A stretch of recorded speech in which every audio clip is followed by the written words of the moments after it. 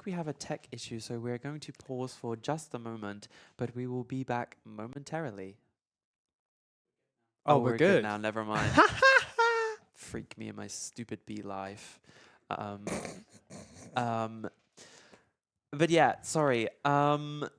Schedule, Aram Mayhem, random. Yeah, Aram Mayhem, very random. So last week again, we made predictions, but we were proven incredibly wrong. I think we saw CL9 versus Sveti Vyšesenyi, CL9 being our highest ranked team and Sveti being one of our lower teams on the leaderboard. So we thought that CL9 would do better. However, Sveti Vyšesenyi had a really good game in their second round, I believe. And they absolutely wiped CL9. So I'm hoping to see some more dynamic gameplay again this week.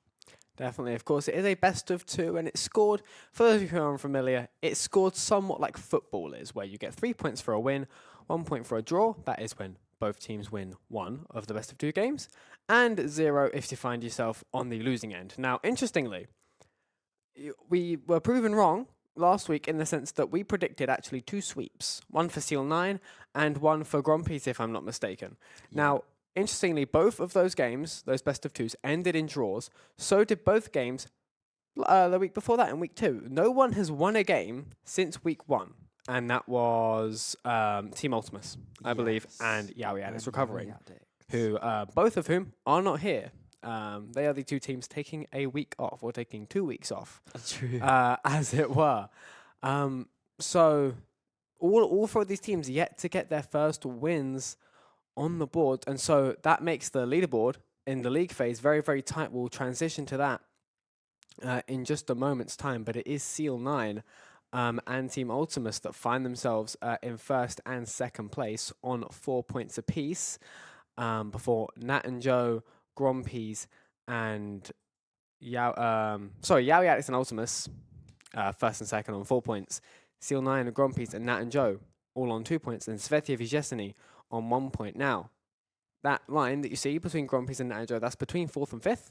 The top 4 will go through to the playoffs, so 5th and 6th will be eliminated. But with the amount of draws that we've had so far this season, it means that actually at the end of this week, Yowie Addicts could be in last and Sveti Vyšesenyi could be in first. That is how tight things still are in this league phase.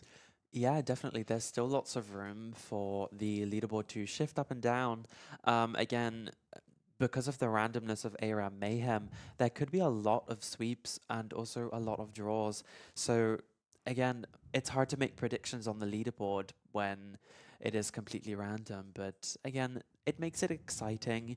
It means that there's not going to be one clear winner, which is always quite nice. But yeah, and then we'll go into the playoffs phase, I believe, where the top 4 players will play against each other in a semi-final round, and then the winners of that game will go into the final. And then at the end of that, we will have a fun 5v5 Aram Mayhem game to round off this season, I suppose. Absolutely, and that will conclude our 10 weeks of competition, much like the Team Fact Tactics series before. Now, one thing we obviously do on every broadcast that we try and do on every broadcast is pre-game predictions. Now, for most of this season, we've sort of made ourselves look a bit foolish with our predictions in some respect, but we'll look back at the schedule now. Game 1, of course, is Seal 9 versus Nat and Joe. They are 3rd and 5th respectively, although they are essentially tied for 3rd. They're both on 2 points. As we jump into this first match of Game 1 now, who have you got, George? Ooh, so we have Nat and Joe versus Steph and Cloudy. I really don't know. Again, we had a similar game last week where it was some of the top players versus some of the bottom players, and it was a very even game. So here we have Nude Silva on Talia and Joe on LeBlanc. And then we also have Cloudy on Brand and Steph on Shen. Currently, both teams are very different, actually. Cloudy is a mage that does lots of damage over time, but Shen is a tank, so there's going to be lots of versatility in there, whereas Newt Silver and LeBlanc, sorry, not Talia and LeBlanc are both burst mages, so they are going to try and damage them as quickly as possible, which if they are able to take out that brand, Shen will be left quite alone, unable to do much damage. Definitely. So very, very different team comps here. And already some warning shots being fired off 90 seconds into the game here between Slim KZ and Steph here, but nothing going just yet. Here come the minion waves in the first engage. They're taunted though. 2v1 stun now with Slim KZ. And you'd have to say that is going to be first blood for Steph as Shen 1-0.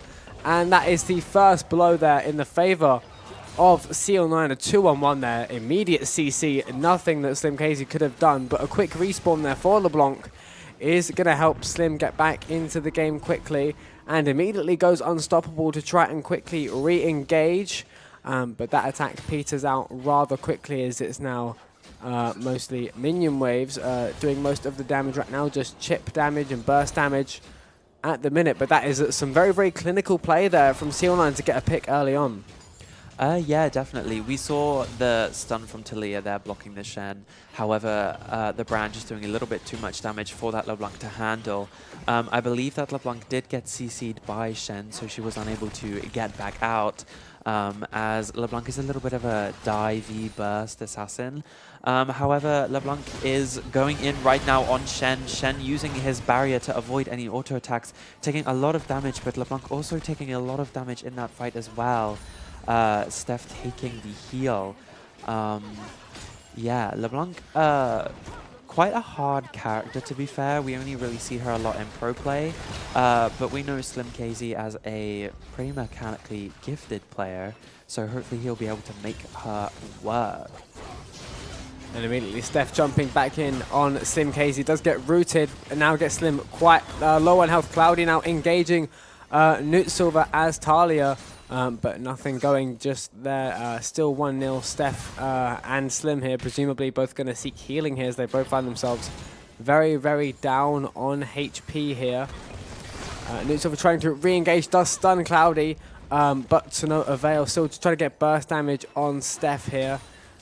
Steph somewhat shielded behind Cloudy. Slim has got some heals as well, and that fight again just petering out a little bit there. Yeah, definitely. Newt Silver knocking back the brand there as the Shen engaged, giving LeBlanc a little bit of time to get out and giving them some time as well to damage that Shen. However, Shen being that tanky character he is, able to survive just a little bit. We saw a brand ult pop there doing quite a bit of damage to Newt Silver. However, she was able to pick up that heal, so a little bit healthier now. But unfortunately, LeBlanc still on quite low health, so we're going to find it a little bit difficult to dive and to get that burst engage off. Looking for that snowball there, but just missing. And Newt Silver going to be poking the Shen here. So still just poke damage here until the fight really begins to kick off. And now we are jumping in here with Slim KZ, though immediate stun there. And his advances there quickly coming to a halt there. And again, just sort of burst damage where possible here. Newt Silver firing off those rocks, trying to get just some extra residual damage from range. Again, sending Cloudy airborne, just heavy CC at the minute in these first 5 minutes, but still only the one pick for CL9. Again, firing off those rocks, but nobody home there. Doing some damage to that first turret, down to about 2/3 of its max HP. That is going to help Nat and Joe's efforts somewhat here as they look for their first win of the season in a best-of-2 format here, finding themselves below the elimination line. Of course, that's before any tiebreakers have been enforced, but the pressure still on them to start delivering in the second half of the league phase. But again, very, very, very passive start to this first match. Yeah, again, both teams have a lot of damage, but LeBlanc looking for a pick on Cloudy there, doing quite a bit of damage. Newt Silver poking out that Shen, gonna make it difficult for him to engage. But yeah, both teams not equal, but LeBlanc catching that brand off guard. I'm going to be able to push this wave and hopefully get a little bit more turret poke here, but any turret damage is good damage in this, as the Nexus is the end goal. So being able to push as much as possible is always going to be beneficial. Shen looking for an engage on LeBlanc here, but going to get stunned by that Talia and have to back off to defend the turret. Otherwise, it will get taken as the second wave approaches. So still all to play for here. It is 1-0 on the kill board. Now with that most recent pick against Cloudy there. LeBlanc there with a great, essentially a snipe there from across the bridge there to make it even Stevens there. And they have done a lot of damage significantly to that first turret, not yet able to take it down. Of course, it won't respawn if they are able to take it down, and you can see it's quite low, about 20% of its max HP. But now Steph and Slim now engaging Shen very low, and Shen is down there. Steph's going to have to wait 20 seconds to get back into the fight. That's going to leave Cloudy vulnerable in a 2v1. Slim does jump on Cloudy, but Cloudy equal to it. Now 2-all, that may have been a self-execute. You see a purchase there immediately from LeBlanc, potentially preemptive there. Luden's Echo purchased there by Slim. KZ, Steph getting Hollow Radiance and Spectre's Cowl. So immediately strategy coming in here, 2 apiece there, but with Red's first turret significantly more damaged. Yeah, Shen here going for those magic resist items that we see quite often on here when double mages get picked. Steph gonna get poked down by the LeBlanc and Talia here. Yeah, LeBlanc going for that little bit of an execute as they had a bit of stability. But yeah, the magic items are gonna help against burst damage. However, if the Talia gets those burn items, the consistent damage is gonna be too much. Slim Casey going in for an engage here, but unable to get much damage off, and Cloudy burning LeBlanc and the Talia going to do quite a bit of damage. Potentially going to have to look for an execute here. Slim Kazi just getting hit by that brand E there. Will not burn, but left on around 10 health. And still 2 apiece there, but with red team here, Seal 9 a massive health advantage here. Slim KZ really on a slither of health, is potentially vulnerable and does get taken out there by Claudia. Another potential self-execute there, but they are going to get a double kill. And no purchases here from LeBlanc there, so potentially that is going to do some big damage towards Nat and Joe's hopes here as they go 4-2 down on the kill board. And a turret down, potentially 2, as both of them are still out of the fight here. Cloudy does self-execute on the turret, looking potentially for some purchases, but they do decent damage to that second turret as well here. So they're 1-0 up on the turrets as well. It's a good start for Seal 9. Indeed. Again, any turret is a good turret, so Slim Casey going in on this Steph, knowing that Cloudy is down. Cloudy not back for another 3 seconds, so going to do as much as damage as possible. Only managing to do about, I'd say about a fifth of Shen's health there. But gonna look to push these waves to get on that turret as soon as possible. Stacking this wave here, going to be able to create a little bit of a push. Shen just taking the flower there. Actually, speaking of, I'm not sure if you've seen the flower yet, Will. I will explain in a minute as LeBlanc goes in, but doesn't catch anything on the brand. Shen flashing for the silly, goofy whimsy of the Hive Esports. Brand getting a little bit of poke off there. But Shen looking for an engage, but misses on the LeBlanc. LeBlanc looking for that E, but also misses. A lot of missing today. But like I was saying, that flower gives a little bit of healing, a little bit of shield, and it also resets your cooldowns. So after using your ult, you're going to want to go for that flower, or if you're low, to be able to get that health, get that shield, and then get your ult cooldown back. So definitely something to look out for if they want to start stacking ults and abilities and for some extra sustain in the team fights here. We'll see if either of these teams can make the most of that right now. Looks to be all poke damage right now, and Steph seems to be taking the brunt of it down to around half health here. trying to engage, but just no way home there. However, complete CC there on Sammy Casey there, or Slim Casey there, pardon me. Now 5-2 down on the kill board there. Nothing really that Slim Casey could do, and now Newt Silver engaged. It might be another 2v1 here with really no way home for Newt Silver, down to very low HP. They do get pushed back though by the minions. Blue team now just trying to sustain until they get Slim Casey back. But now 5-2, Cloudy and Steph. I think we've seen this before. We saw them sort of playing like this in their fight against Flowers in Autumn. Just really, really good engaging in team fights, looking very, very strong at getting those picks. Yeah, indeed. Newt Silver left on a slither of health here, but Shen is one of those characters that is just able to output so much damage while being able to tank just as much, which is a little bit difficult to counterplay. LeBlanc going in on Cloudy there, gonna get a lot of poke damage, or a lot of burst damage off, sorry. Shen hitting that snowball, probably gonna look for an engage, but doesn't. Defends Cloudy from the LeBlanc, as the LeBlanc is looking for that kill on Cloudy, as that would be very beneficial for them.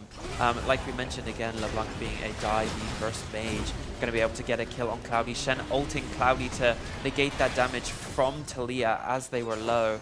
Talia getting killed, but not too bad as the wave is pushed, so they're going to have a second to come back. Yeah. So Cloudy immediately proving very, very prominent here, though. Does get taken down by Slim Casey as LeBlanc there. But now Red Team do score that ace. And Steph, the only man standing at the minute. I think it's going to self-execute on the turret. Just looking potentially for some econ there.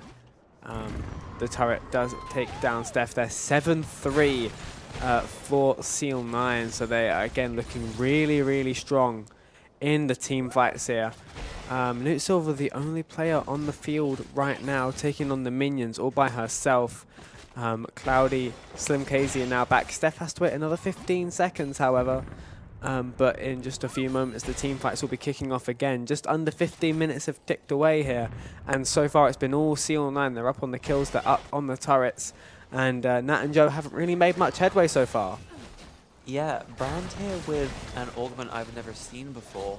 However, essentially, it's just giving them the Baron buff, which is actually probably really strong in this. As you can see, those minions have that little purple effect. It makes them really tanky and makes them do a lot of damage. So it's going to be increasingly more difficult for Nat and Joe to push that wave due to their health. Steph here with that Kano from LeBlanc looking for a pick on Cloudy, but getting taunted by the Shen. Unable to make it out alive. Cloudy on a little bit of health. Shen looking for a follow-up on the Talia, hitting that snowball. Going in, getting taunted again, and getting blown up by Cloudy. Really unfortunate that Shen sticking power. Again, Shen just one of those champions that can tank as much damage as he deals. I absolutely hate it when I see a Shen on the enemy team.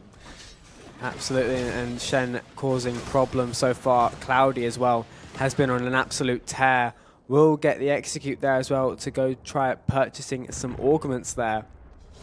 But that was a huge play there from Seal 9. They are on absolute fire in this first match. They are 9-3 up, and they have taken down both turrets plus the inhibitor. Now, of course, after around 5 minutes or so, that inhibitor will come back should Seal 9 fail to take out the Nexus or any of the turrets surrounding the Nexus before that time does elapse. However, if they take out even one of those turrets, the inhibitor will be gone forever. So now it's imperative that Nat and Joe start to win team fights, start to make a push on those first two turrets and try and get this match to be a bit more on even footing, because right now it's all Seal 9.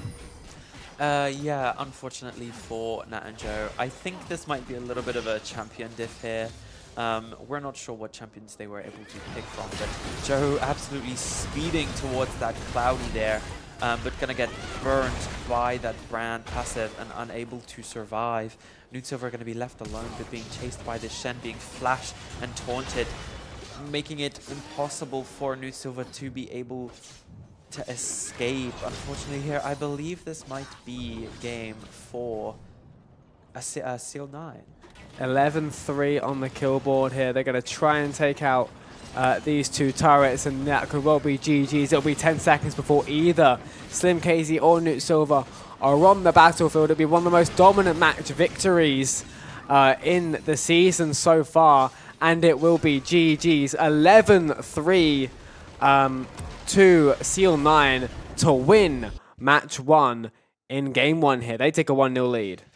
Yeah, a very dominant game from CL9 there. Unfortunately, Shen just being one of those characters again, lots of damage for a tank, but able to just stick to the enemy team. However, unfortunately, due to some tech issues earlier, not right now, fortunately, we weren't able to convey some information, I suppose. But as you can see here on the leaderboard, Yaoyadix and Ultimus tied for first on 4 points, while CL9, Grumpy's, Nat and Joe tied for 2 points. However, CL9 will be going up to 3 points after this game. So they are no longer tied for third, but it will be a tie for fourth between Grumpy's, Nat and Joe. But that will be decided next game, as Nat and Joe still have a chance to win. And Grumpy's and Sveti Vycheseni will be playing later as well. So hopefully we will see a shift in this leaderboard. Definitely, and of course, if Seal9 manage to sweep the best of 2, they will collect 3 points, which won't just put them in third all by themselves, it will put them clear at the top of the table, and that will be a huge boost for them in qualifying for the playoffs. And you'd have to say, with a dominant first match victory like that, 11-3, not even a single turret down while they swept all of Nat and Joe's turrets, you'd have to say that's going to be a big confidence boost, and it's another showcase of their ability. And we saw this in previous weeks as well, just how good they are in team fights. It seems like they're winning 70-80% of their team fights, and that's just letting them push and push and push. And obviously that last team fight as well, when they got that, they get the 2v2, they make it a 2v1, and then they just pile on whoever's left, and it's a done deal, really. There's no escape. And you saw in that last one, they're able to take out both Nexuses, and then both turrets and the Nexus in one fell swoop right at the end to win the game. So they have shown themselves to be really, really potent in team fights. Of course, we'll have to see if that translates. You mentioned there might have been some kind of champion diff. Of course, they have a choice of 3 random champions. So when you consider a roster of over 200, that does play a bit of RNG into things, but still definitely a show of their ability. It'll be match 2 shortly here. Still got some time. So do we think Seal9 could seal the deal? No pun intended, and get themselves up into first place? Or could we see another draw that only tightens things up even more around the elimination bubble? Well, like we saw last week, even though Nat and Joe lost their first game, they did win that second game. So definitely not players to lose that confidence, but to get that vengeance, to get that win in that second game. So hopefully we will see some spicier plays. That's the words that came to my mind. But yeah, I'm definitely hoping that, well, not that I want more draws, but I don't want it to be dominant victories either, but Aram Mayhem randomness. Yeah. Also, not sure if you noticed, but me and Will are a little bit different today, due to a camera fault. Unfortunately, it was being really buggy, so we were unable to use it. However, Bjorge and Will, I think I wouldn't mind being Bjorge for the rest of my life. I'm just gonna say that. But Will looks very happy. Yes. I will say he looks whimsical. Yes. Whimsical. Whimsy. Will. That is what that is. He looks so happy. Whimsical His not paying taxes. No. He is not a worry in the world. No, probably avoiding taxes, Oh, actually. yeah. Very Timo culture. But yeah, very, very whimsical. Let us know if you like the Bjorge and Be Well, and maybe we'll bring them back sometime. Potentially, if the camera goes out again. Yeah, which it might do, to be fair, unfortunately. but oh well, can't complain. We can be silly goofy with it. We can be whimsical. We can be whimsical. We made something good out of it. We I did. mean, what would anyone else have done? Black screen. Yeah. Please stand by. Boo. Yeah. Lame. Tech issue. Cancel the stream. Uh-uh. Not us. Never Hive Esports, okay? We are resilient, like proper working bees, okay? We will put this stream on whenever we can. As we go into the second match of game 1. So here we are. Match 2 of game 1. It's Nat and Joe trying to claw back a draw after a dominant first match victory 11-3 by Cloudy and Steph of Seal 9 here. They are the red team. Nat and Joe in the blue corner. It will start 0-0. Equal econ. No turrets down. All level. However, of course, one of the big difference makers that we see in Aram Mayhem is before the game even starts, the champion pick. So have we got, George? Indeed. So we have Newt Silver doing the little dance there on Sivir, an ADC champion who is going to do lots of sustained damage. And then Joe on Amumu, a tanky engaged champion. We did see Ultimus on Amumu. Some fun little whimsical flashes there. But yeah, the game, I believe it was Piff who played Amumu, had some incredible engages, so hopefully we can see some more of them this game. And on CO9 we have Malphite on Steph on Malphite, not Malphite on Steph, who is actually an anti-AD champion, so Sivir might struggle a little bit against that. However, Amumu does have that AP damage to counter it. And then Cloudy here on Kai'Sa, another ADC, so very similar teams this game. Joe getting that insane route on Cloudy there. Newtover able to poke down Steph, leaving them quite hurt, but Steph going in on the Sivir. Sivir going to damage that Malphite with the Amumu going back to try and get that Malphite on low health. A very exciting start to the second game. Yeah, 2 minutes in, and it's a very similar story to last week. Nat and Joe, they lose the first match, and they immediately want to put themselves on the front foot again in match 2, not to be deterred in any matter here. Still not afraid to engage here, getting Steph as Malphite down to about a third of his max HP. Cloudy as Kai'Sa back to full here. So it's about even footing here. Red team with some superior econ, but obviously neither team are going to make use of that until one of them goes down. They go back to purchase those augments. Malphite does get CC'd there with another really impressive route by Slim Casey. Can they make something of it though, blue team? Slim Casey getting sort of ganked there. Now down to a third HP, but so is Steph, so unable really to engage and to capitalize.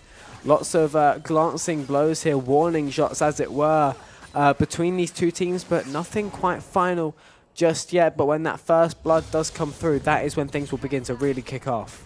Indeed, as we just saw Joe recalling there, definitely with that augment cheating, which allows him to recall, which is going to prove very pivotal, as it means he can recall whenever he wants, as opposed to having to execute or just die first to get the recall. So going to be able to do it. Malphite jumping on Sivir there, right in the middle of my speech. Amumu stunning both of them, going on that Cloudy to try pick Cloudy.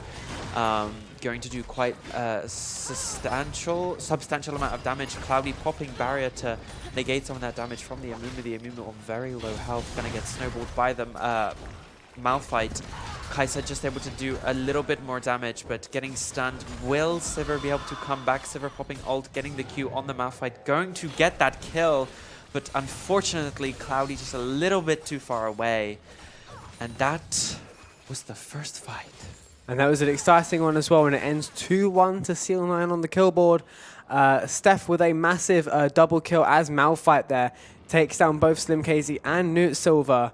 But of course, not quite quickly enough. That let Newt Silver and Sivir respawn, come in and pick off Malphite at low HP, making it 2-1. Cloudy still on low HP, doesn't have much impetus to engage in this fight.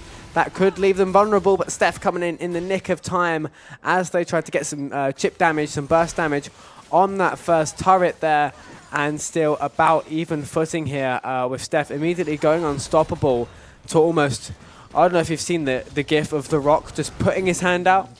That's essentially what that was. Steph just putting a stop to that pretty quickly, puts a button on it, and just shy of 5 minutes here. It's Seal9 that take a narrow lead, 2 kills to 1 here. No turrets down just yet, but not shy of a firefight here. Either team here, still glancing blows being thrown here right towards Red's first turret, so potentially some more chip damage to come. Yeah, I just saw 2 Grandma's chili oils there. I'm not entirely sure which champion procced it, but I believe... Oh, it was the Kai'Sa. Kai'Sa with Grandma's chili oil there, going for a little bit of a weird AP Kai'Sa burn build. Probably for that Amumu. Amumu just missing that Q, unfortunately, but going to get a little bit of damage off on that Malphite. Hitting a Q from a mile away on that Kai'Sa.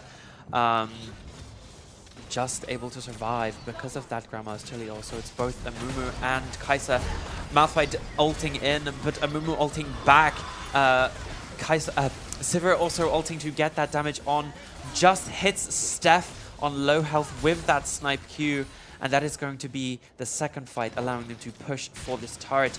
But Amumu getting the snowball going in on the Cloudy, getting the stun, getting that poke from the Sivir. And that was incredible. That was brilliant coordination there. That was. From Nat and Joe.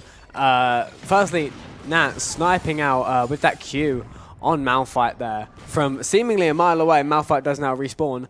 But then also for Newt Silver and Slim Casey to jump in immediately there on that Kai'Sa, finish the deal, go 3-2 up on the kill board, and crucially take that first turret. That's just going to push, as you see on the bottom right there, push further into red territory. It's going to make things ever so slightly more difficult now for Seal9 to try and get themselves back on the front foot. Nat and Joe not to be deterred. We could well be seeing a 5th game in a row end in a draw here. But honestly, with the amount of action we're seeing, I'm not going to complain. It's going to make things all the more tighter at the end of the season. Things could really, really blow up here. But Newt Silver and Slim Casey looking far, far better in this second game. Yeah, definitely.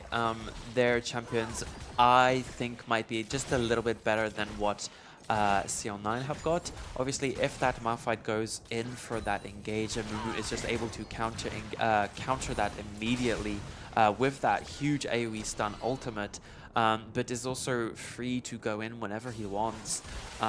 Especially like we saw Amumu going in on that Kai'Sa, being able to get that damage dealer off first, which can be proven quite pivotal. But yeah. So still 3-2 to Nat and Joe on the kill board. Just under 8 minutes played here in match 2 of game 1.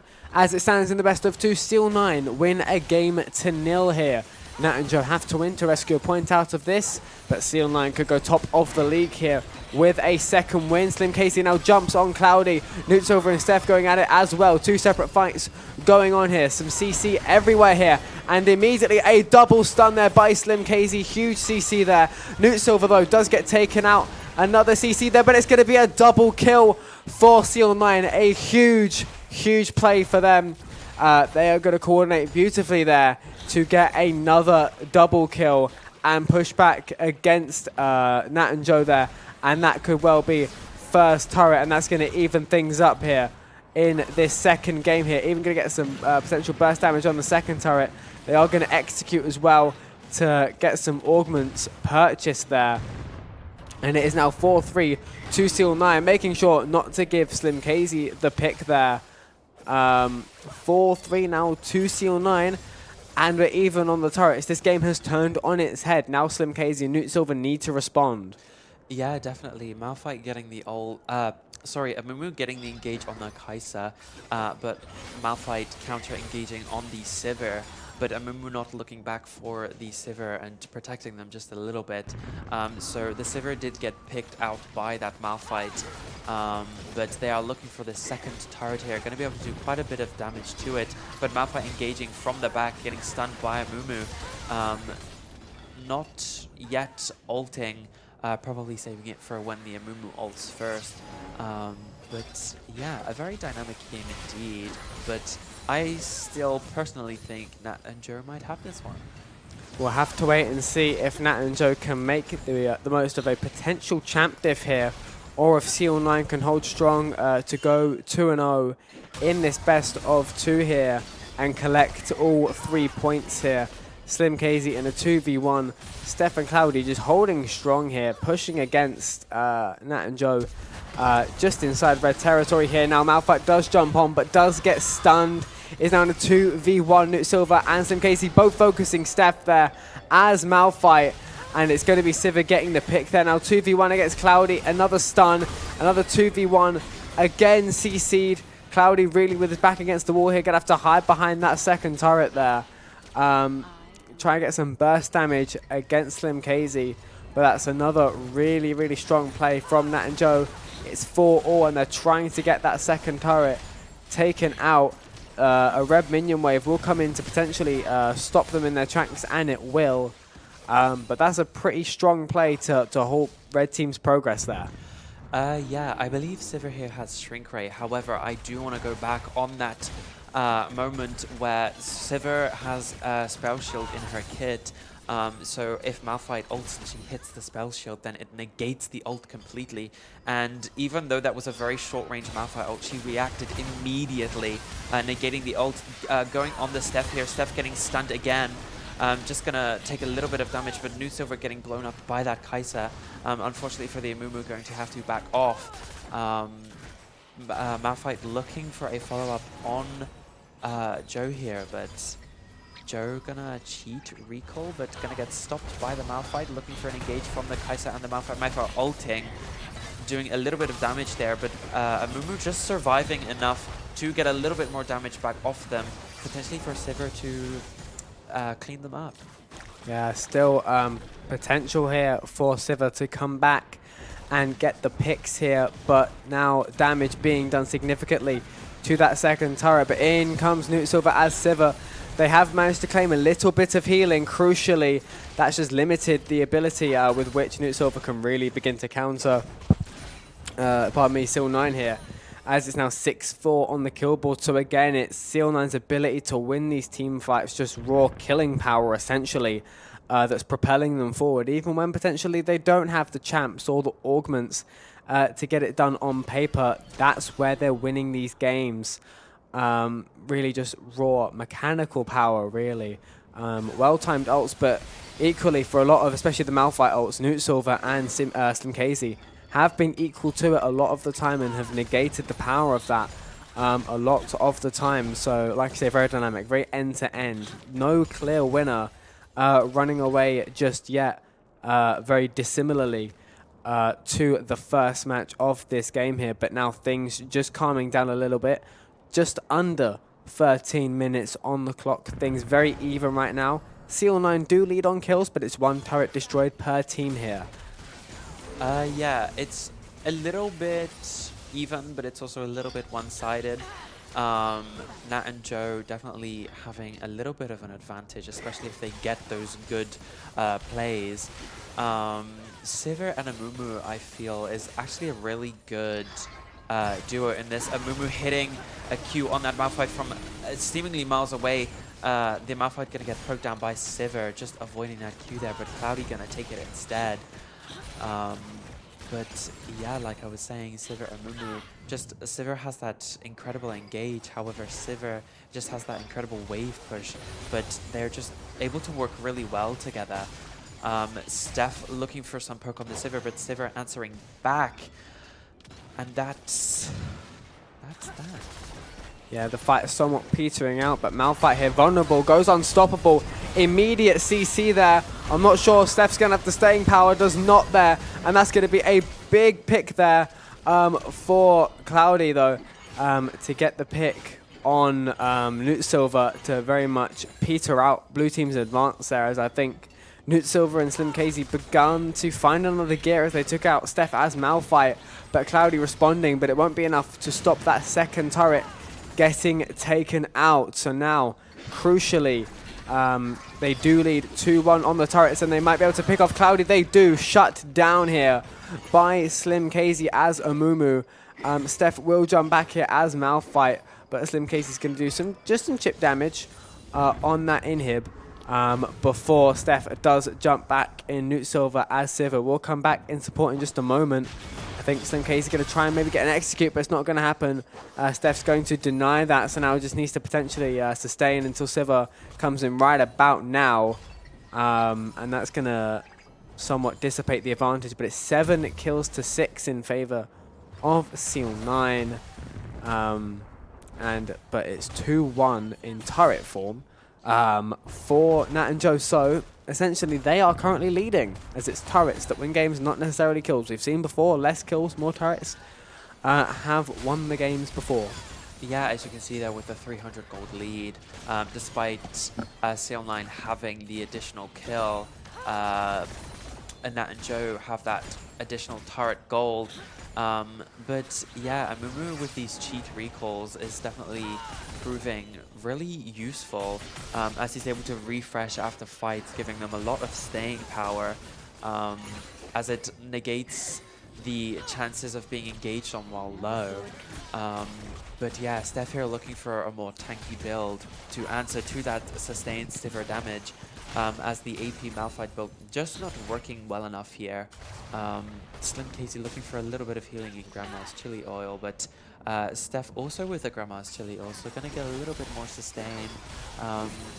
Yeah, Sivir clearing that wave almost immediately there. A little bit of downtime. Yeah, just some downtime here. I think both teams sort of preparing final pushes here. Essentially, we've seen from this range one victory in a team fight here.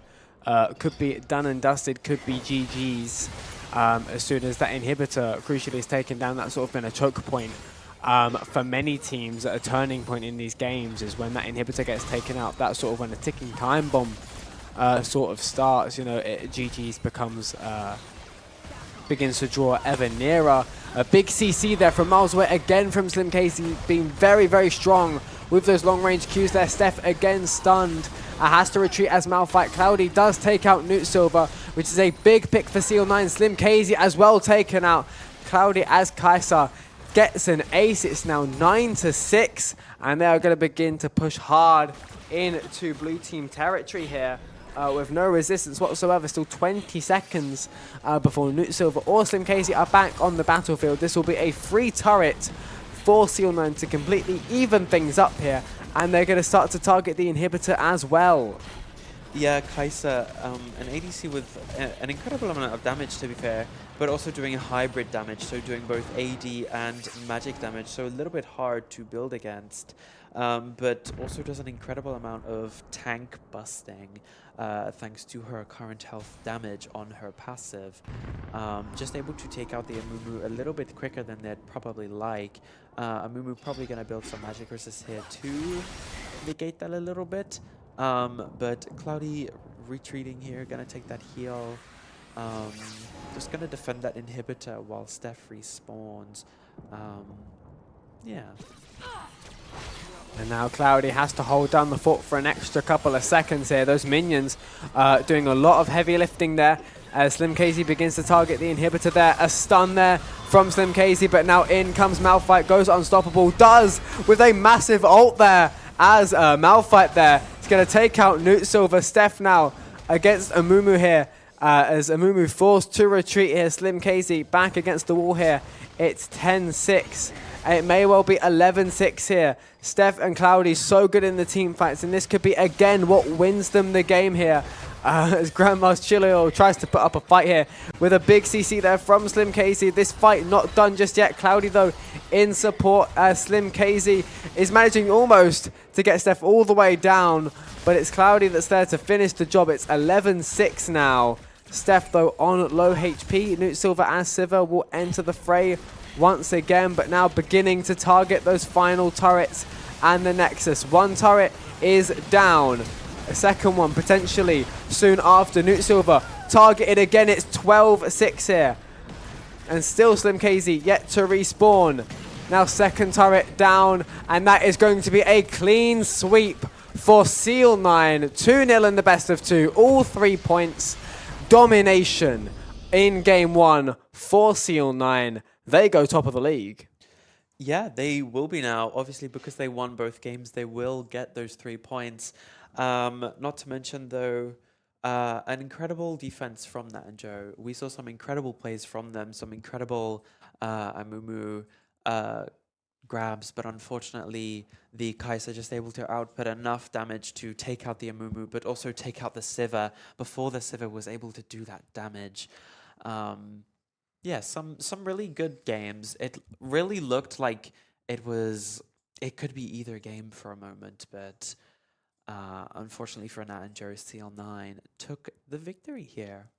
Absolutely. I think CL9 beginning to assert themselves as potential dark horse favourites for the championship at the end of the season, as this will put a big boost in the hopes of making the playoffs here, as they will go top of the league in first place on 5 points. We'll have to see how they do in their remaining games, but Steph and Cloudy have shown themselves to be very, very strong. We'll have to wait and see how Sveti Vyzhesny and Grumpy's respond in Game 2, but in terms of action, they have certainly got a lot to live up to, but that won't start for a few minutes' time, by which point we'll have taken a small break. So the worker bees behind the scenes are going to go take a quick honey break. We'll be back very soon with some more Hive Esports League of Legends action. Don't go anywhere.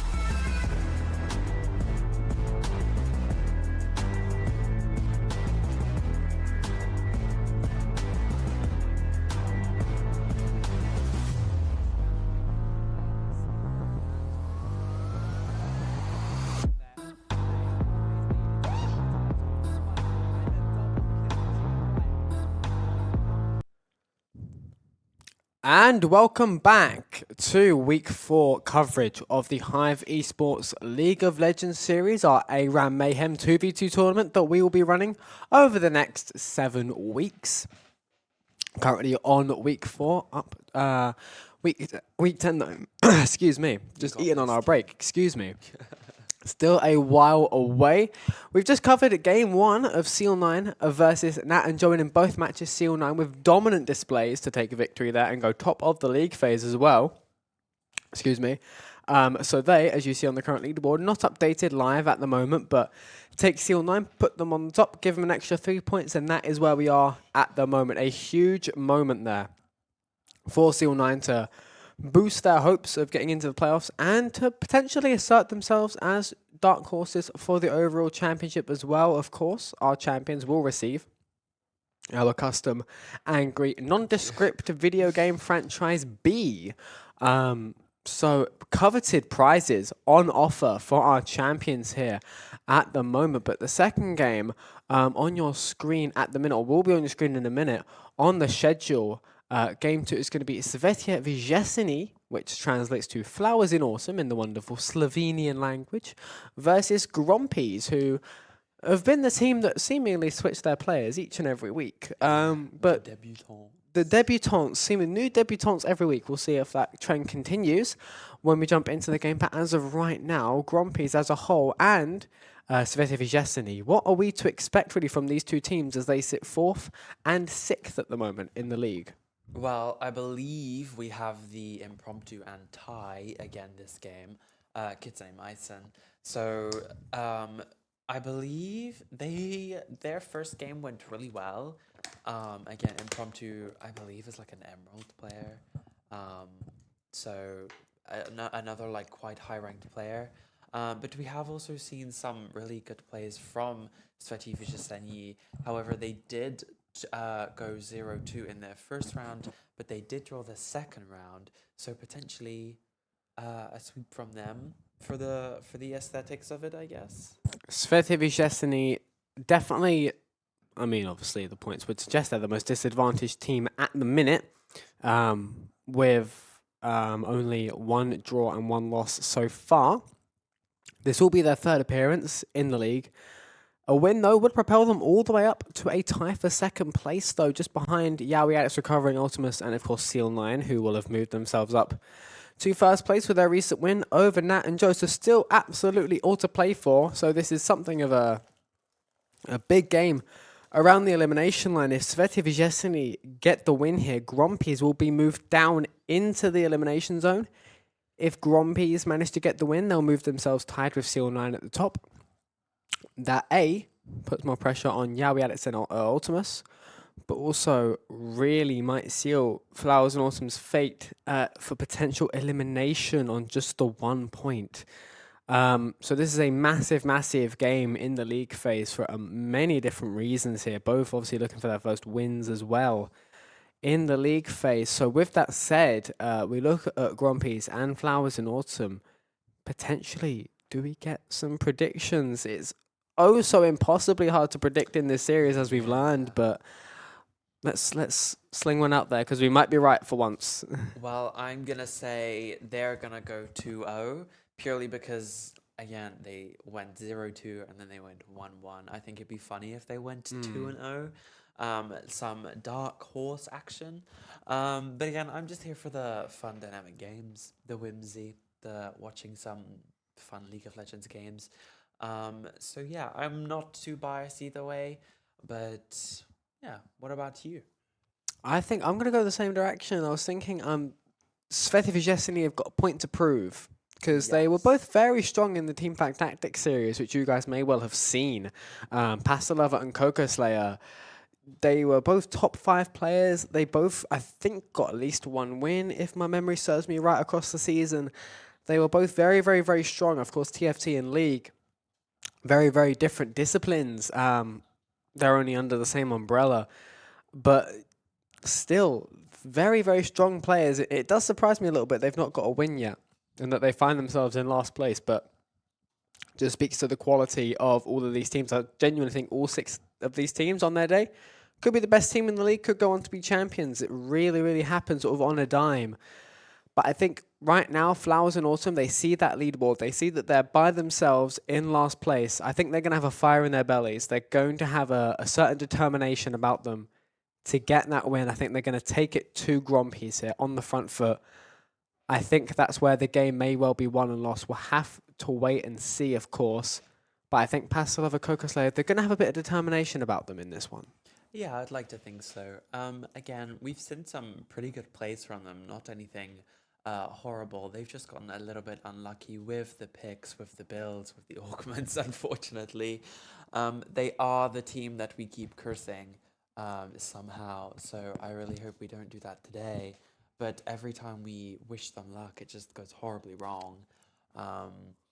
So they might be victims of Hive Esports. They may well be. It's a curse that goes back a long way, isn't it? It goes all the way back before even the start of this season. It goes back to season 1 of the Teamfight Tactics series. Yeah. Anytime we predicted, I think Pastelova was looking really strong today, Coco Slayer might well have a shot. It wouldn't go. It'll be a bottom 2. Yeah. It'll be out in like phase 4. Yeah. It's looking so long for them. Bless. You know, Bless you get no picks, no nothing. But we'll have to wait and see if their luck changes in this second game here. Match 1, it's Vethevijesny versus Grompies live now here on twitch.tv/Hive Esports Games. And as you can see, it's Vethevijesny in the blue on the left. Kitsune Maison and Impromptu, they make up Team Grompies. They are in the red corner on the right-hand side of your screen. Quickly take us through the champions that they have elected to pick to start us off, George. Yes, so we have Pastelova on Malphite, who we saw last game, and Coco Slayer on Kale. Then we have Impromptu on Jin and Kitsune Maison on Mordekaiser. Some very even teams here. Pastelova on Malphite. Malphite, like we saw last game, is a champion that is favorable against more AD teams, so the Jin might struggle against it. Coco Slayer immediately getting jumped by the Mordekaiser and Jin there, but fortunately surviving that. Kale also an incredibly scaling champion, so as soon as she hits level 16, it is going to be a big struggle for Grompies, especially with that Malphite engage and sustain and tankiness. But Mordekaiser ult does have the ability to take one player away and 1v1 them, so we could see some 1v1 fights here. I'm not actually sure how that's going to work stream-wise. I don't know if we're going to get to see that Mordekaiser ult or if it's just going to disappear.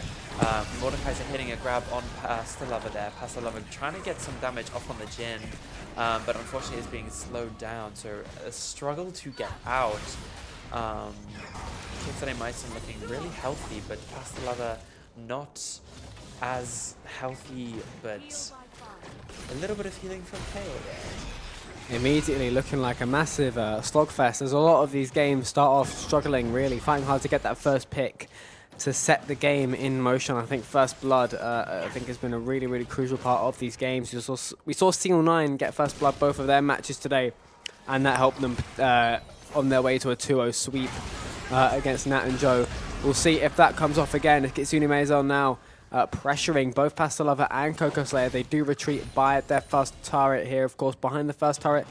Does let them sort of essentially peek behind it, but of course does leave that turret susceptible to damage. So that's the sort of balance that these two now have to strike here. But of course it's going to be hard to engage, so low on health. Pastelova here really struggling to sort of find an opening. With that chip damage, is slowly though getting that bulk back up. Still very, very passive, still 0-0. 3 minutes into this game, no picks just yet. No one really jumping in too many times here. Yeah, Kale getting the level 6 there, meaning she's going to become a ranged champion now. So going to be a little bit easier for them to do some poke damage.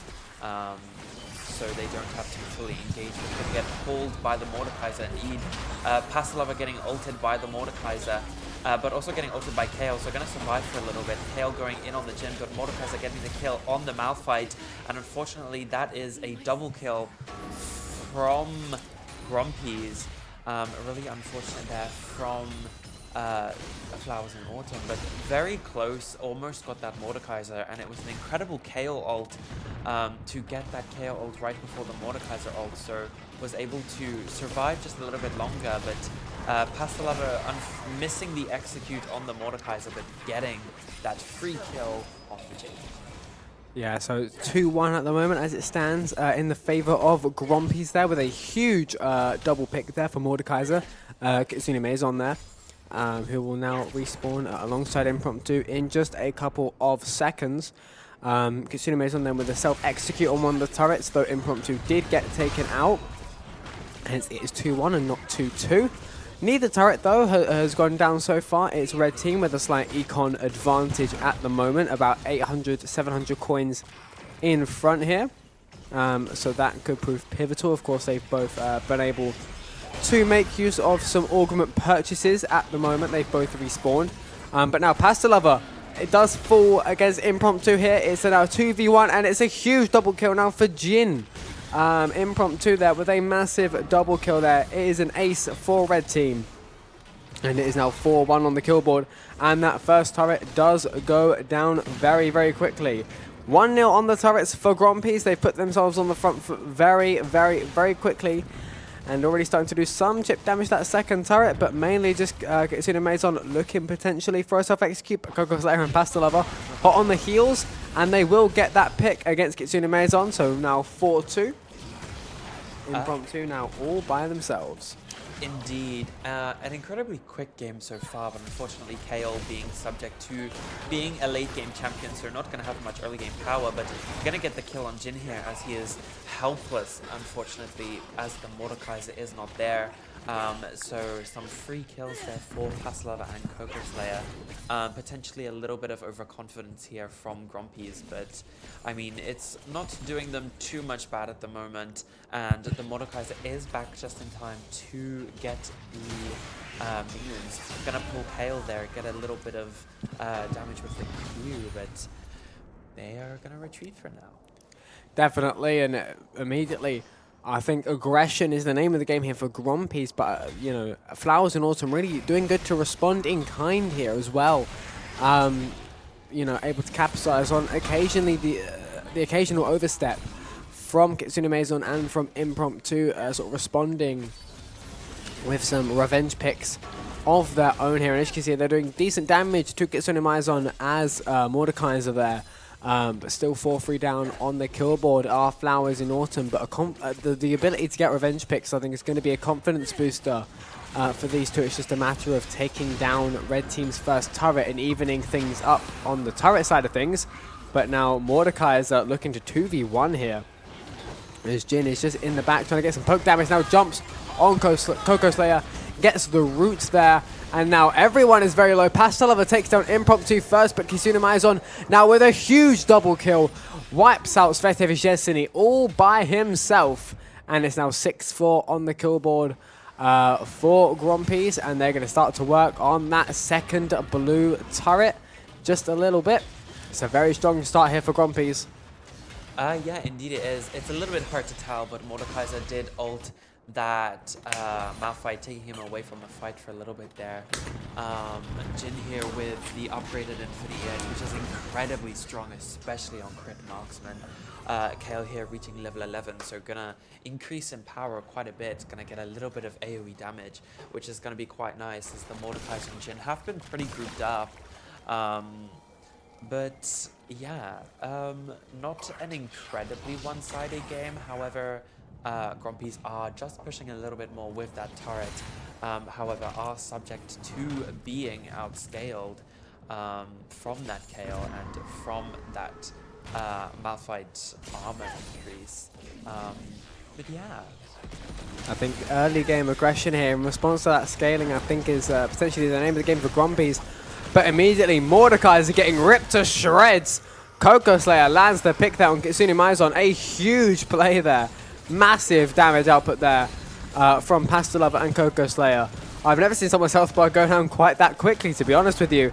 But Impromptu gets the revenge pick on Pasta Lover. Now 7-6 here on the kill board in favor of Kitsune Maison and Impromptu. Coco Slayer and having to retreat somewhat, trying to take up the minion wave, but unable really to get to work on that first turret. Does chase Impromptu out there, but still that turret holding strong. Not for much longer maybe, but in comes now Kitsune Maison. Pasta Lover nowhere to be seen.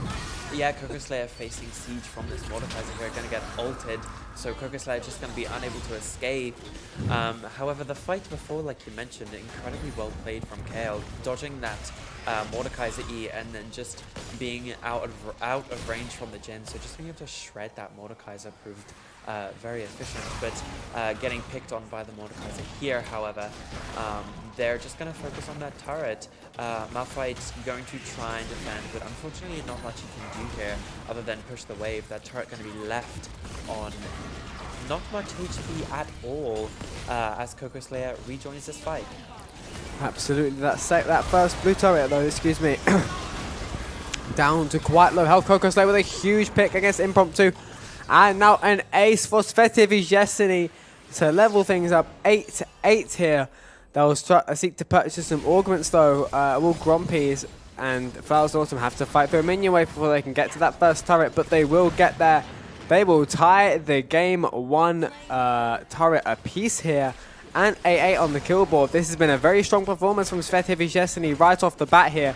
And they're going to start to attack that second turret that isn't even facing them there. So they're not going to be taking any damage from that first turret. Could they take the lead here? They will. 2-1 here. As now Impromptu and Kitsune Maison do respawn here. Immediately Mordekaiser jumps in between the pair of them here. Now immediate CC there on Impromptu. However, he's going to take out Coco Slayer. And now Impromptu taken out by Pasta Lover. Kitsune Maison and Pasta Lover the only ones left. Kitsune Maison though has the advantage here. Could make it 10-9 to Grompies here. And it looks to be going that way here. It will be an ace for Red Team, 10-9. No shortage of aggression in this game, back and forth on the kill board. And that was a huge team fight there that saw bodies drop like flies. It ends 10-9 for Grompies on the kill board, but crucially, Sveti Vizhesny lead this game with that second turret taken down, and they even got some damage on that inhibitor. Yeah, indeed. That was incredibly goofy, actually. Very whimsical. Both Pasta Lover and Coco Slayer getting their snowballs on the Jhin, who had just ulted. So very still, so very easy to get those snowballs off. And then just leaving that Mordekaiser behind, really saying goodbye. Just allowing them to absolutely obliterate that Jhin. But unfortunately, Coco Slayer getting killed at the same time as the Jhin, so unable to take out the Mordekaiser.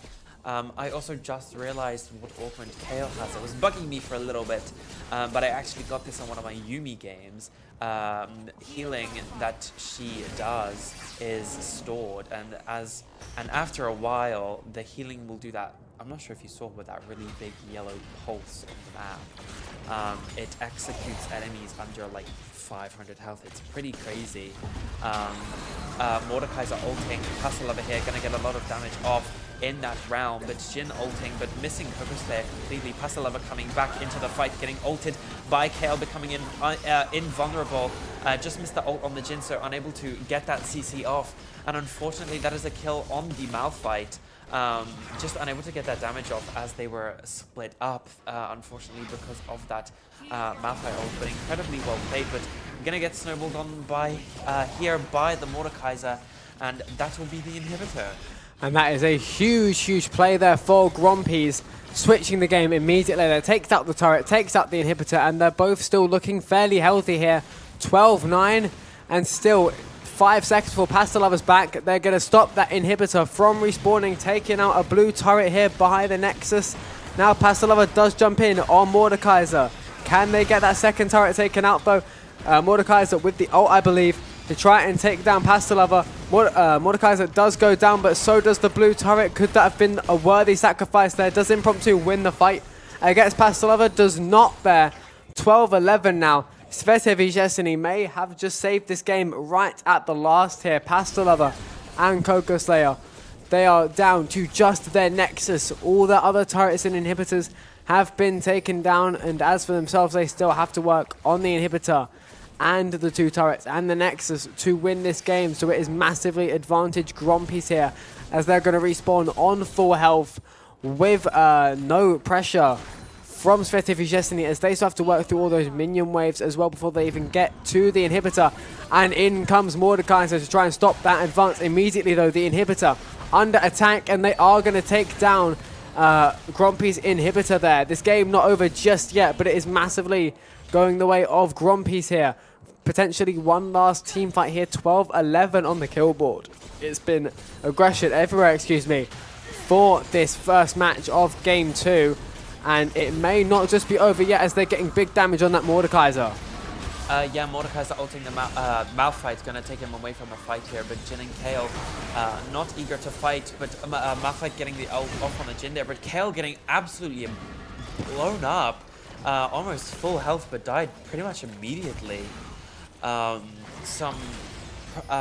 believe that's due to the lucky crits from the upgraded Infinity Edge, just doing like triple the damage for essentially free.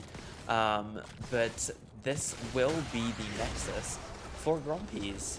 And it is going to be victory for Grompies in match 1 of game 1. A crazy one-shot there on the Malphite to finish things off. Grompies win 14-11, but fairly close game. Overall, when you consider that Svetivi's Destiny were able to take out 2 turrets on their own, it was that team fight. Again, I think team fight ability really is what's separating these teams right now, because when towards the end game, you win one team fight, you're able to take out the inhibitor, both the turrets and the Nexus, and that's it. It's game. They're still respawning while you're essentially just going on to win the game. That massive one-shot from Impromptu, that 2 double kill as Jin, huge turning point in the game, which absolutely won it there for Grompies. And as it stands, they will take a joint lead in the league phase leaderboard alongside Seal 9, and that is going to put a massive dent in the hopes of survival for Svetivi's Destiny, who now need to win this next match to come on level with Nat and Joe, and to be only 1 point behind Grompies in the race to stay alive. So this is a massive, massive hit for Svetivi's Destiny, a massive, massive boost for Grompies. And if they can finish the deal here, this will be a big, big game in terms of the race for survival. But of course, it's not over yet. Still a second match to come up. Can Flowers and Awesome claw it back? Well, we've seen them do it once. Hopefully they can do it again.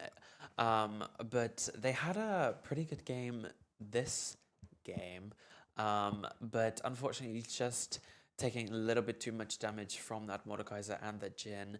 Mordekaiser getting Steal Your Heart quest, which gave him triple the heart steal stacks, so became incredibly tanky at the end, and then receiving the donation augment, which just gave him enough gold to buy a second item on that back. So the Mordekaiser came back incredibly strong, and whilst Kale does scale, it just wasn't enough for the Mordekaiser and Jin. Yeah, definitely a brilliant combo of champs. I think it would be there. Albeit, I don't think the champ diff was too big between them. Fairly similar team comps. I think Mordekaiser and Jin there, Grompies just made better use of it. I think their team competition, their synchronicity sort of a bit in those team fights. That coordination, I think, is a common theme as well. It's beginning to emerge when 2 players can sort of attack one at one time, get that pick, and then that leaves the other one pretty helpless here, and they begin to get very, very well coordinated. But just before we do jump in to the second match, we've got a little bit of downtime, of course. Do we think Flowers and Awesome could pull it back, or could this potentially be a sweep for Grompies? I think the way Grompies have played, simply by how aggressive they've been, how good they've been in those team fights, and how important that's proven to be, I think they may well take a sweep here. Yeah, I mean, again, I feel horrible because I keep cursing Fast Lover and Goku Slayer.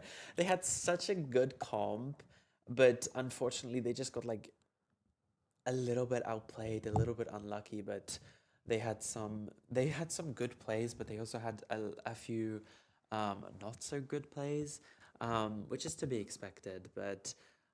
But as we know as well, reverse psychology does not work on them either. So there is just nothing we That's can what I was do. banking on. Yeah, so maybe if I say they're gonna lose this game, I'm gonna hope that that's some reverse psychology and put that out into the universe. Yeah, because we like to see the dynamic games. We like to see draws. Wow, we don't like to see draws, but we like to Yeah. see a bit of hope from We like to see it all be the tight. teams. We like to Yeah. see it, be tight. I say coming into this, any one of these teams could have been first through sixth. That is how close it was. Yeah. And of course, still, as things stand, still very, very few points. It's still all to play for in the final 2 weeks after this Yeah. for survival, of course, before we go into the playoffs. So still all to play for. But if your Flowers in Autumn, obviously, they didn't play badly, I don't think, by any really stretch of the imagination. But I think they're gonna have to go back to the drawing board a little bit. What do you think they potentially have to do to try and salvage a draw out of this one? I think they do have to play slightly differently, maybe up the ante a little bit. And I don't think that's beyond them either. But what do you think they might have to do here? Well, so far they've had some pretty good team comps, so they're definitely putting a lot of thought into the characters that would be good in ARAM, the characters that would be good, especially in 1v1s or 2v2s. Like the Kale and Malphite, they had incredible amounts of damage, but a lot of engage as well. But unfortunately, that Mordekaiser pick was just able to take out the Malphite so they could protect that Jhin while also doing a lot of damage, essentially making the game a 1v1 or a 2v1 in Grumpy's favor, but also allowing them to get a lot of free kills as they cannot escape from that realm. They have a limited space that they can access, but yeah, they should definitely continue what they're doing. Just have to have a little bit more confidence and a little bit more luck, I feel. Yeah, they've definitely got the short end of the stick. I think a lot across both seasons, honestly, across League and across Teamfight Tactics. It seems like nothing's really gone right for them.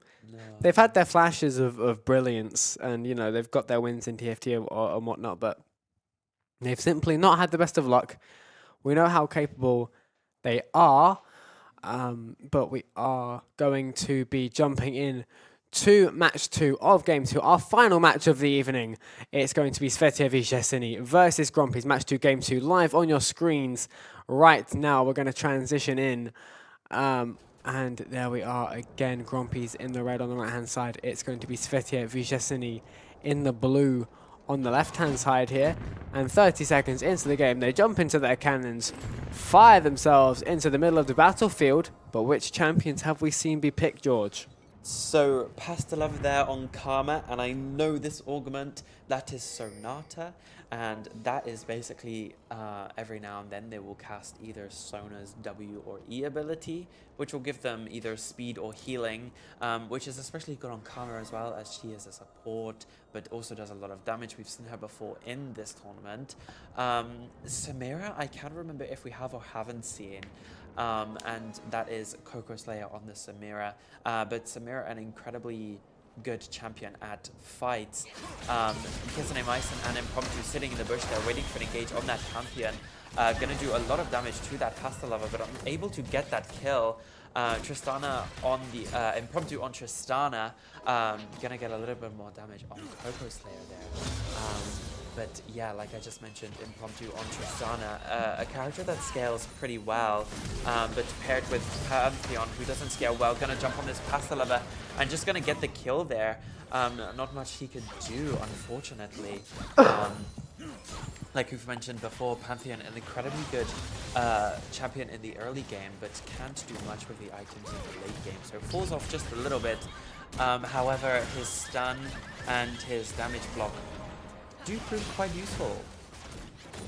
So we know how good Sveta Vyshesini have been at holding on sort of to the very end here. We saw that in game 1. They took Grumpy's all the way there and has them sustained of their own, taking out 2 of Grumpy's turrets. I do wonder if, you mentioned how good Pantheon is early game versus late game. We saw Pantheon actually get the first blood of the game here against Pasta Lover, I believe it was. but of course falls off a bit potentially late game. That could open the door for Flowers in Autumn just to potentially turn the game, turn the tide of the game when it matters most. We'll have to wait and see. Of course, barely 2 minutes, 2.5 minutes have ticked by. It's still 1-0 to Grompies, both in the best of 2 and on the kill board for this match specifically, courtesy of Kitsune Maison able to get that pick on Pasta Lover there.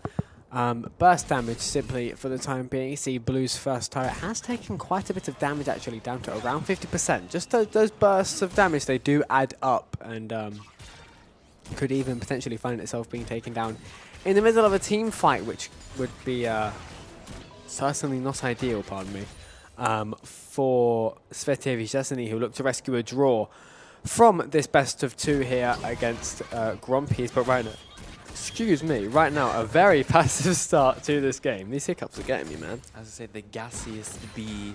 No, I feel that. But Tristana, a champion that has incredible siege. Every now and then you'll see a purple bomb, as we see right there, go on the turret, which is Tristana's E ability, which basically just puts a bomb on them, and after a short while it explodes. Impromptu jumping on Coco Slayer here, ulting the Karma away, but getting the kill on Coco Slayer. Gonna rush for Pasta Lover there. Pasta Lover running back to stop the push from Grompies there. Gonna be a distraction, which is gonna give Coco Slayer a bit of time to come back, actually. Pasta Lover just will not die there, but succumbing to the minions in the end. So that is going to be a huge start to this game. 4 minutes in, and already they're 3-0 up on the kill board, 1-0 up on the turrets. Being able to take out a turret 3.5 minutes into a game, huge there for Grompies, and they are going to execute as well on the turret as well.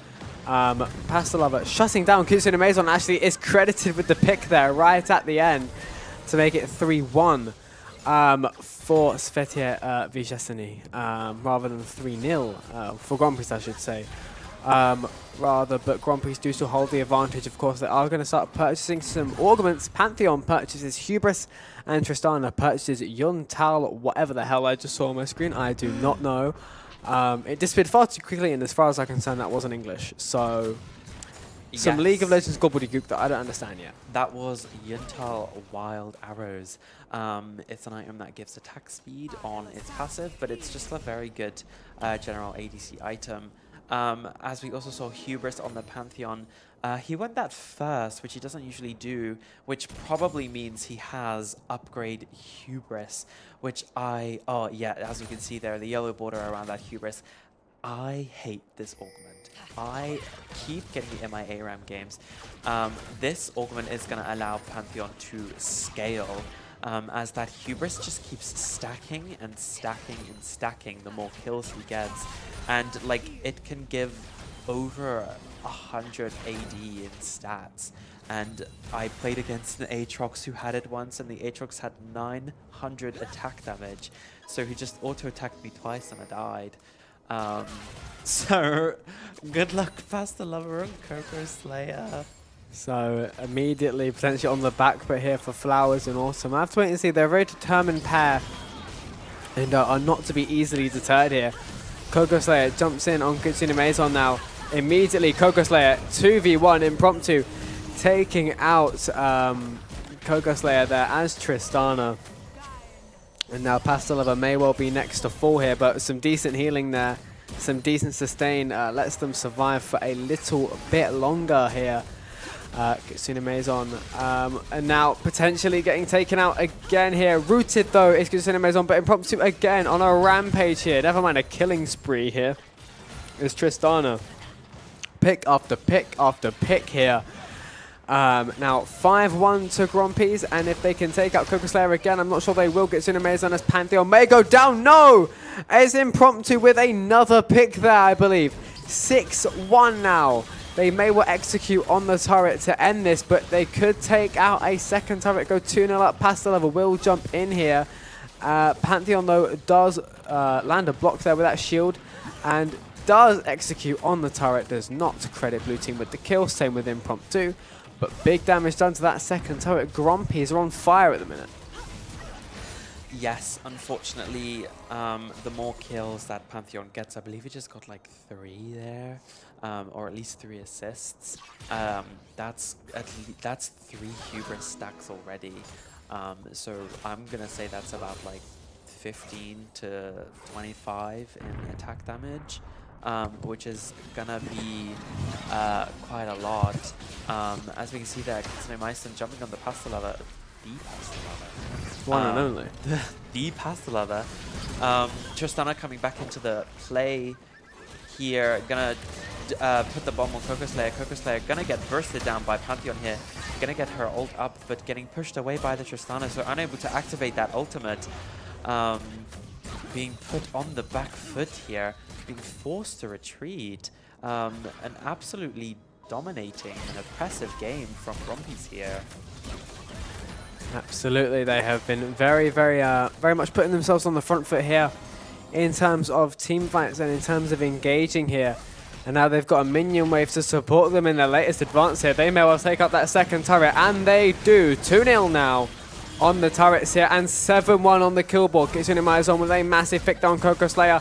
It may well be 8-1. It is a double kill for Pantheon. That's going to be more hubris stacks for Pantheon.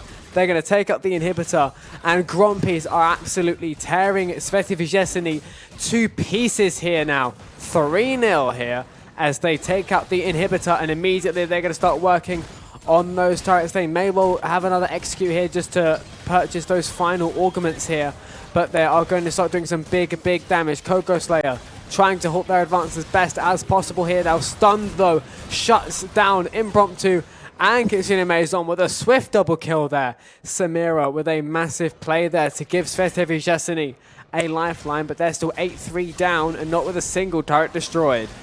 Yeah, pretty well played from Coco Slayer there, getting both Impromptu and Kitsune Maison under the turrets. However, they did get that inhibitor, and they did do a substantial amount of damage to those turrets. I believe they will heal up a little bit, but there is a cap at what they can heal at, so they won't heal fully, which is going to leave them pretty wounded. See what I mean? No matter what we say, Coco Slayer and Past Lava just we can't help them. We can't help them. We said they're going to lose to try and reverse psychology, and they're being swept. Yikes, Pantheon ult coming in here. Just going to miss them, but in range for an engage. But the snowball does not hit, so Coco Slayer is safe for now.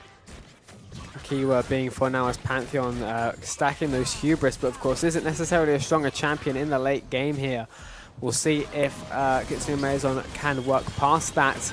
As a blue turret does go down, that's going to completely stop the inhibitor from respawning. Now just one turret and the Nexus remaining, and it will be Grompies almost booking a ticket to the semi-finals at the expense of Sveti Vyzhesny. Of course, they do still have a lifeline here. The game not over just yet, but 8-3 on the kill board and 4-0 in terms, of turrets does suggest that it's not looking good for Sveti Vyzhesny, as they are yet to really make any headway into red team territory as they begin to retreat here, looking for a more coordinated attack. The minion wave coming in to support this advance, and I imagine within the next few seconds we will see an engage here from either Pantheon here or Impromptu. Yeah, Karma there trying to get a little bit of poke on the Pantheon, but the Pantheon goes in. Even with just that W doing a lot of damage, Impromptu getting the bomb on Karma, but pushing Coco Slayer away mid-ult, so it's going to cancel that. But this might be game 2, potentially the quickest game we've had this series. But the siege from Tristana and Impromptu is just too incredible. Pantheon gonna ult into the spawn, probably? Yeah, a little bit of silly goofy gameplay. Tried to get in the turret, but just missed. And that is game 2. That is game in less than 12 minutes. Grompies are going to take match 2 in game 2. And that is a second sweep on the night. Grompies will join Seal 9 at the top of the league on 5 points now, with a massive, dominant series best-of-2 sweep against Sveti Vyzhesny, who unfortunately will now find themselves still at the bottom of the pile and in real danger now of elimination from the league phase. So unfortunate for them, but Grumpy's definitely deserving victors there. But we've now had two dominant sweeps here from two potential dark horses here in Seal9 and Grumpy's, who now find themselves on 5 points apiece at the top of the pile at the end of week 4.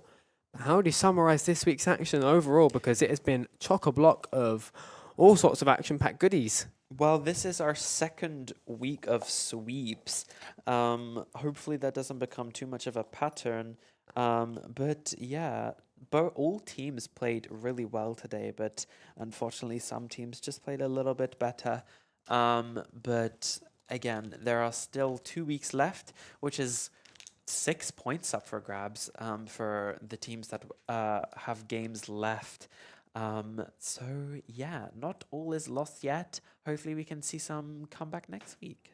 Definitely, of course, nothing is lost just yet. Anyone still mathematically at the end of week 6 could find themselves top or bottom of the league phase. They'll just have to wait and see. But there's going to be a big boost for some teams and a big knock for others. But for those that have been knocked down, it's not about how you fall, it's about how you get up. And they are unfortunately going to need to get up quickly, however. But with that said, that is going to sum up and end week 4's action in Season 1 of the Hive Esports League of Legends series, our Aram Mayhem 2v2 tournament. There's 2 weeks to go in the league phase before we decide our 4 semi-finalists. And then a few weeks thereafter, we will crown our second ever Hive Esports champion. Will Newt Silver, the reigning Teamfight Tactics champion, alongside her teammate in Nat and Joe, take a second title, or will one of the other 5 teams crown themselves with their first Hive Esports Championship? We'll have to wait and see in a few weeks' time. But for now, that is all we have time for here on twitch.tv/Hive Esports Games. Thank you so much for watching. Thank you to the production team behind the screen. Thank you to George for joining me in the commentary box. Thank you all very much for watching. Have a safe evening and goodbye.